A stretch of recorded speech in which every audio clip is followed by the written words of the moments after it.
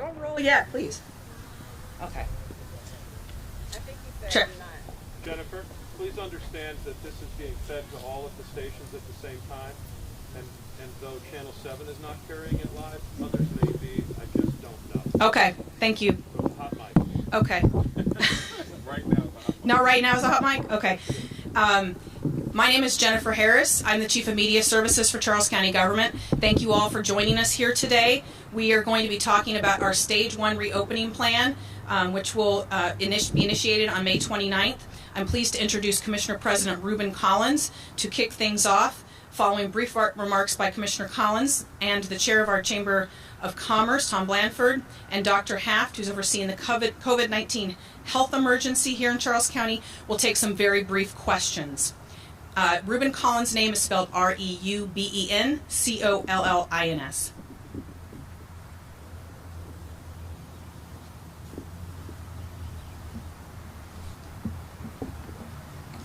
Good morning, ladies and gentlemen. Thank you for joining us here today. The Charles County Board of Commissioners is pleased to partner with the Chamber of Commerce to help our business community reopen on May the 29th. I'd like to take this moment to recognize those who stood with us and are prepared to answer questions later about our reopening plans. But before I do that, I'd like to certainly thank Meinhardt Properties for allowing us to use the space today. I'd like to start by acknowledging my colleagues. I have District 1 County Commissioner B.J. Bowling. We have District 3 Commissioner Amanda Stewart, District 4 Commissioner Bobby Rucci, and I'd also like to acknowledge our District 2 Commissioner Thomasina Coates, who was unable to be here today. The Charles County Chamber of Commerce, Tom Blanford, who is chair, and Bonnie Grady, president and CEO, are here today. I don't think she's here, but Doris Kamek Spencer, chair of the Southern Maryland Minority Chamber of Commerce, was also instrumental in putting together this kickoff. We have Charles County's Director of Economic Development, Darrell Brown, here. We have the Town of La Plata Mayor, Janine James, and John Flatley, who represents the La Plata Business Association. We also have the Mayor of the Town of Indian Head, Brandon Paulin. We have several members of the clergy here, but so I'd like to recognize a couple. Pastor John Lewis, Servants of Christ, Pastor Aaron Jones, and I believe I saw Reverend Thurkel Freeman, he's here, and representing the Charles County NAACP, Diotha Sweat, who's president. So like you, we're eager to invite the community back into our small businesses in a safe and sustainable manner. I know everyone has made significant sacrifices over the past couple of months, and many of you have adopted in unique ways to keep your business going while its doors were shut. It has not been easy, but we appreciate what you've done to stop the spread of the virus and to keep our community safe. As we move into Stage 1 of our recovery from COVID-19, we have never faced such a difficult or more important moment. We are depending on one another to each do our part to ensure our community stays safe as we gradually reopen our doors to them. It is also necessary, as we look to revive our local economy, put people back to work, and provide the goods and services our community needs. Charles County is now fully ready to move into Stage 1 of the governor's roadmap to recovery. That means that our retail stores, personal services like hair salons and barbershops, and local houses of worship may reopen up to 50% capacity. We want to remind the public that you're all you all are still safer at home, but we are prepared to invite you back into our businesses with the appropriate precautions in place. Our businesses will be following all safety protocols, have received training through our health department, and access to PPE vendors through our emergency services division. The safety of our community depends on all of us. That is why I'm asking our public to continue wearing face masks and practice social distancing when you do decide to shop. Our businesses and churches are set up to help you do that and work together to keep safe. I'm proud that we've been able to leverage our collective knowledge, resources, and innovation to develop an effective approach to achieve these goals. I'm confident we can do this responsibly because we are moving forward together. Now at this time, I'd like to introduce and welcome Mr. Tom Blanford. He's chair of the Charles County Chamber of Commerce.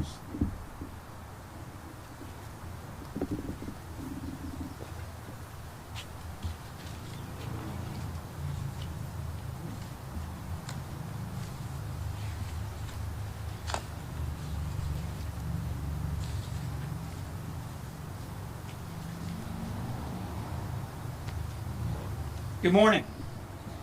Thank you, Commissioner President Collins.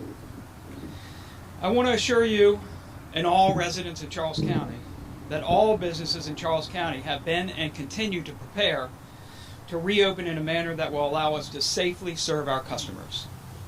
The health of our community, customers, and employees is our top priority. At the Chamber of Commerce, we've worked with any business, not just our members, to help them understand and follow CDC and Maryland guidelines. For reopening, to educate them on the need to follow social distancing regulations and ensure that they are following best practices as they prepare to reopen. We stand here today with our partners, the Southern Maryland Minority Chamber of Commerce, the La Plata Business Association, the Indian Head Business Association, and the Western Charles County Business Association. All of these groups have been working together with Charles County, the Health Department, and our local municipalities, Indian Head and La Plata, to demonstrate to the community that we are ready to open safely and responsibly. At the Chamber, we understand how important it is for businesses to follow these guidelines in reopening. It's just as important to stress the other side of that. As we emerge from this pandemic, it's just as important that we support our local businesses. Strong businesses make strong communities, and our local businesses are the very backbone of what makes Charles County such a great place to live, work, and play. We are all aware of the need to rebuild our economy, to regrow our tax base, create more jobs, and more importantly, preserve our quality of life. That's why I encourage every resident, every homeowner to remember that the road to rebuilding our national economy begins with rebuilding our local economy. President Collins, as we move forward, I hope we can build on this by working jointly to authorize reopening for Phase 2 and Phase 3 businesses. The Chamber, the Southern Maryland Minority Chamber of Commerce, the La Plata Business Association, the Indian Head Business Association, and the Western Charles County Business Association stand ready to work with our entire business community as we did with Phase 1 to ensure they can open safely and responsibly. We can make Charles County strong by making it a priority to support the great local businesses that support our charities, our youth sports programs, our places of worship, and make Charles County the place we are all proud to call home. We are ready to open safely and responsibly. We are Charles County strong. And we'd like to take a second just to acknowledge Doris Kamek Spencer, who is not here, representing the Southern Maryland Chamber of Commerce. Very instrumental in bringing us back. Thank you.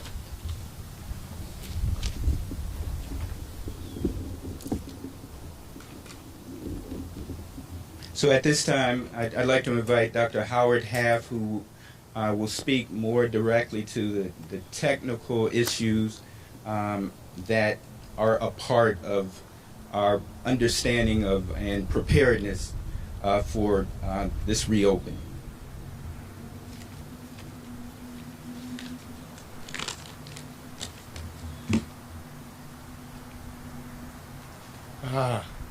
Thank you, Commissioner Collins and commissioners and other esteemed representatives here. It is a great pleasure to be here today and talk about Charles County opening. Charles County is ready to open under Phase 1 of the governor's plan this Friday, and it's able to open up at this time for the same reasons that other places in the state now have been able to open also. That we've seen a decline in the number of beds used in the hospitals for COVID positive patients, a decline in the ICU beds, and we have sufficient capacity here in Charles County and in other places around the state now to be able to deal with this terrible virus. This has been a difficult trial for us over the last several months. I look around and see people who are socially distancing with facial coverings on. That was unheard of 6 months ago, that we would be meeting in this way. But the truth is that this virus is still among us. And in order for us to continue to be successful, we'll continue to need to do those things that are important to keep us safe, even as we open our industry and our businesses and begin to establish what looks like a normal life again. And there are a couple of things that give us comfort in being able to do that right now. One is the ability to do broad-based testing individuals who are symptomatic, test those who are asymptomatic, and being able to make sure we stay ahead of this virus. As emblematic of that, just up the street here at the CVS, there's an ability now to do drive-through testing for individuals with pharmacists ordering the tests. And not but a few miles away at the vehicle emission testing site, there's continuing to be ability for people to drive through under orders from their providers to get testing done. And testing is expanding all over the state. It's with that testing that we'll be able to early identify where cases come up, even as virus circulates in the community, and cordon those off. And that produces safety. Also, we've established a tremendous program across the entire state of what's called contact tracing. So whenever there is a positive test, that individual, in addition to that individual being self-isolated, the contacts who they were in touch with will be identified and tested, and if they are positive, they'll also self-isolate. This is the way that public health leans in and controls any epidemic. We couldn't have done that a few months ago, but we can do that aggressively now. We also have much, much more in the way of personal protective equipment. Looking around, I see that on everyone's face here, and many with gloves also. And we have ability to do surface cleaning and all those things that will be the tools that we battle this virus with. So all of those things are in place. But ultimately it depends on what all of our actions are that will dictate what the outcomes are here. We all have faith in the future, but it's the acts that we do between and among us for our businesses and for our public that will dictate what that future looks like. And I thank you for your time.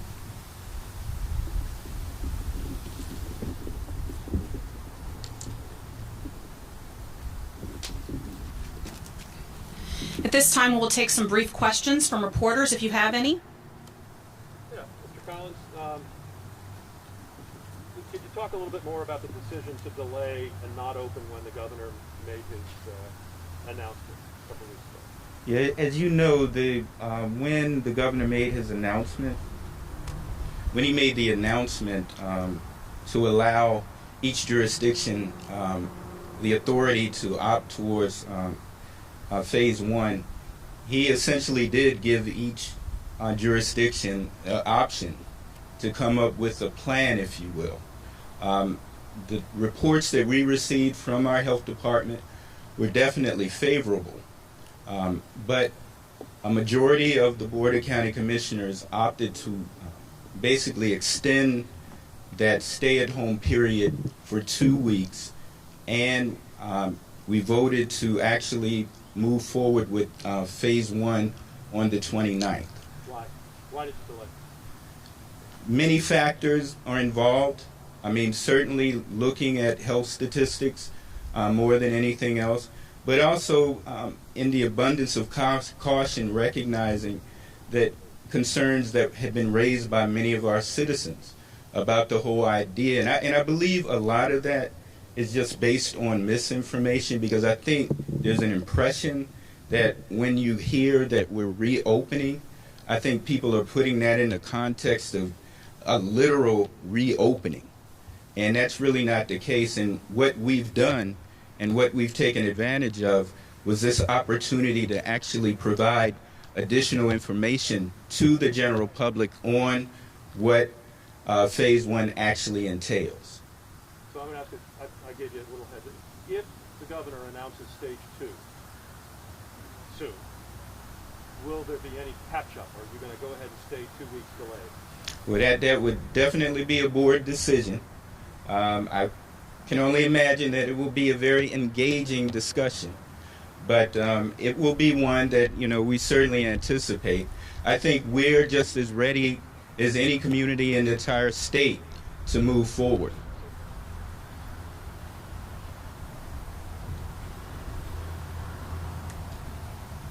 Thanks. Apologize, we're getting some interference. You have it fixed? Okay. I also want to remind the press that we do have 2 pastors here. Churches are part of this as well. If you need questions that you have for churches, we have Pastor Lewis and Pastor Jones behind me who are available for questions as well, or post press conference interviews. Well, how about we do it right now, since we are the pool for all the other stations? Pastor, step up. Our church is ready? Is your church ready? Church is always ready to serve God. But what I want to read to you today is a text from one of our members. And I want you to hear what she has to say. She was stricken with the coronavirus. And I believe what she says will out-echo anything that I could possibly tell you. She says, as a member, someone that has contracted the virus, that she is excited about the fact that we are being cautious as we regather. She says that the time that our commissioners have given us to rethink this situation has been the time that's necessary for us to learn more about the disease that she was stricken with. She also let me know that she would have wanted to be a conduit of giving someone else the disease, the virus, and she mentioned that she did not want to be reinfected as a new kidney recipient. I believe that, and she also gave me permission to give you her name.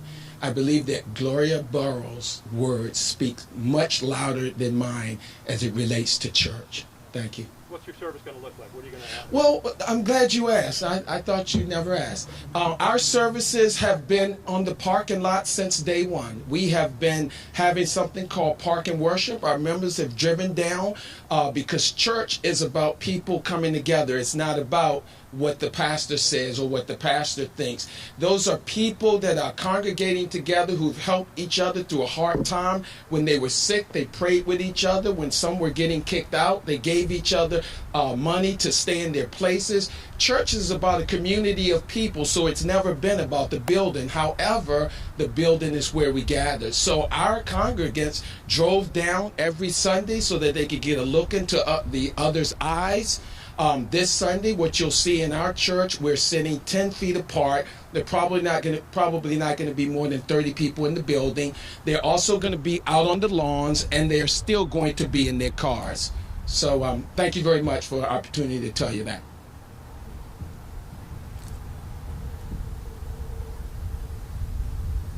Any other commissioners want to talk?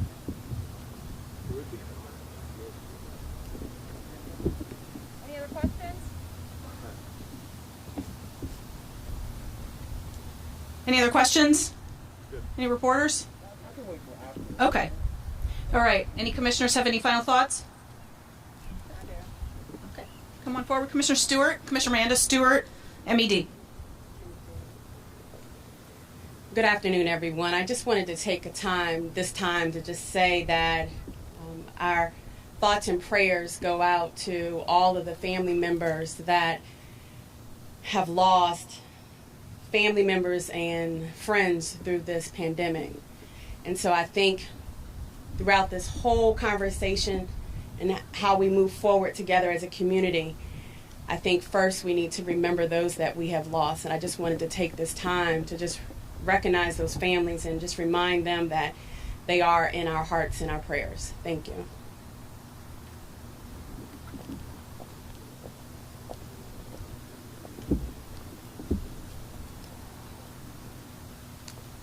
All right, if there are no further questions, we'll wrap up, and everybody up here will be available for any follow-up questions for a short period of time. Thank you all for coming today.